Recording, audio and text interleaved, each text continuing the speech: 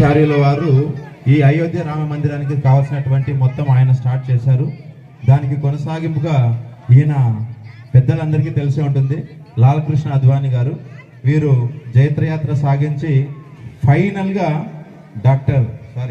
దామోదర దాస్ నరేంద్ర మోడీ గారు ఆయన హయాంలో ప్రధానమంత్రిగా ఉన్నప్పుడు 500 సంవత్సరాల నిరీక్షణ ఫలితంగా జనవరి 22వ తారీఖున మన అయోధ్య రామ మందిరంను నిర్మాణం కావడానికి, ప్రారంభోత్సవం కావడానికి ముఖ్య కారకులు వీరు ముగ్గురు.